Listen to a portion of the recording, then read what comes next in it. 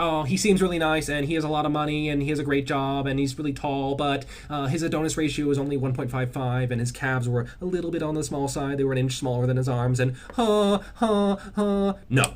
So I saw this infographic the other day and I really wanted to debunk it. Therefore, this video is being made. The Adonis Index, it says that there is a perfect male body, and this perfect male body consists of ratios. So it says that your shoulders, so all the way around your shoulders, take a measuring tape, not around the armpits, but around the entire shoulders, should be 1.6 times your waist size.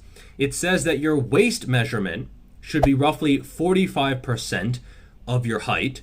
It says that your chest, under the armpits, should be 1.4 times your waist, and it says that your arms should be half of your waist measurement. Finally, it says that your legs should match the upper body, whatever that means. Everything else has a number, but the legs suddenly don't have a number. They just need to match the upper body. And I know that the majority of people, if they watch this, they will barely train their legs. They will train legs once per week and skip it half the time. Plus, they will half-ass it all of the time. And they will have legs that don't match their upper body, but look like matchsticks. Leg training, and that's kino body style, because your legs are gonna get really chunky. They're gonna chafe together, right? Dorky ass clown pants. It's kino body style, and you're gonna look like crap. It draws your legs down to kino body style. Crisp Hollywood look. You want to keep your legs balanced. If you look at my legs right now, small, good. And we'll address that right now. Kino body style. That's not overdoing the legs and building up too much mass. That's keeping them small. You don't want to add too much size to the outer quad. That will create a feminine sweep. So apparently what they did is that they actually asked a bunch of women which physiques they thought were the most sexually attractive. And it is true that the shoulder to waist ratio is very important. The average American man has a 40.2 inch waist, as well as roughly the same chest size. So they are not having a V taper. It's not a taper at all. It's literally just like a box type of shape. And some guys, they actually have a wider waist than chest measurement, and that is definitely not sexually attractive. Women typically do like a V taper. However, what if you are above a 1.6? I am roughly a 1.8. I have 54.5 inch shoulders and a 30 inch waist. It used to be 29. It's, I've been bulking up a little bit, but it's still a 30 inch waist. Does this mean I am less attractive than if I had smaller shoulders or a bigger waist? I don't buy that whatsoever. What I think actually happened is that 1.6 is already very impressive, and it's something that few men have. Therefore, there just aren't that many people who have 1.7, 1.8, 1.9, or even double their shoulder to waist measurement. Therefore, the average attractive person might be 1.6, but that doesn't mean 1.7 or 1.8 or 1.9 is actually less attractive. In fact, I would say, typically speaking, you want to maximize your shoulder to waist ratio. You want to have your waist as small as possible and your shoulders as broad and as wide as possible. And the trouble with using your height to predict your waist and then your waist to predict your shoulders and your chest and your arms, a lot of that is genetic and it's not really actionable information. Yes, if you have a massive waist measurement, you are probably fat and you would be more attractive if you actually got less fat. But some of it is just structural. Some people actually just have a wider, thicker waist.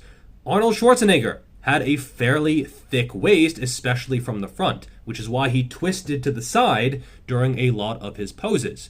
That is just structural. And do you think, his arm measurement or his arm training or his shoulder training or his chest training should change based on his waist size? No. Just get big, bro. Just build the body that you want. Furthermore, they are compiling the opinions of many women. Don't train based on what other people want, let alone a group of people that you don't know. Build the body you want and maybe find someone who is attracted to that body, okay? If they're not attracted to that body, Who gives a shit? Okay? You do you. Don't try to achieve some arbitrary ratio because you think the average woman is actually going to be attracted to that. That is some pussy bullshit. On the other hand, women do not care as much about muscle as you think. Okay? If you ask the average woman what physique they actually like, they prefer like a sort of boy band Maroon 5 type of thing, which is not my cup of tea. I like my men a little bit thicker, you know. But most men, they think they need to be like 220 pounds to be attractive to women. No, okay? Skinny musicians get all kinds of tail. Women. All kinds. All kinds.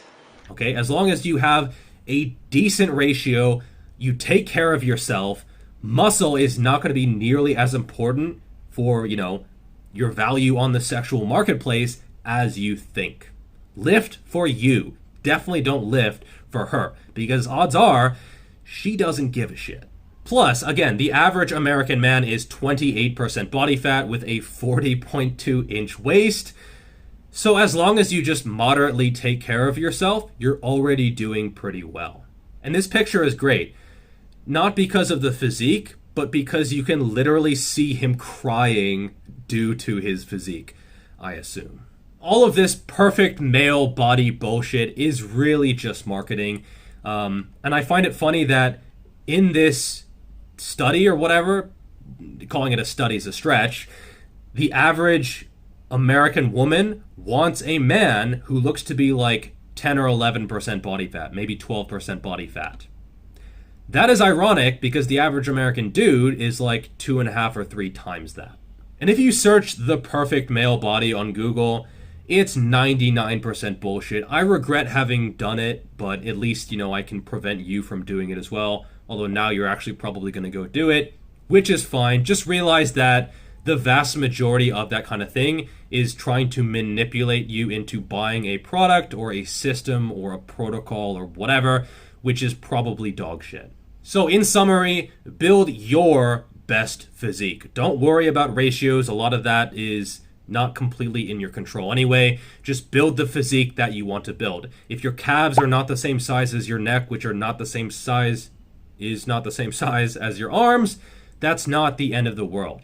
And in reality, people don't give a shit about those small details of your physique. Most people just care about you being healthy and happy and not being obsessive about these tiny details. All right? That's all for this video. Like, subscribe, share, slap around that notification button, etc. And I'll see all y'all in the next video. Peace.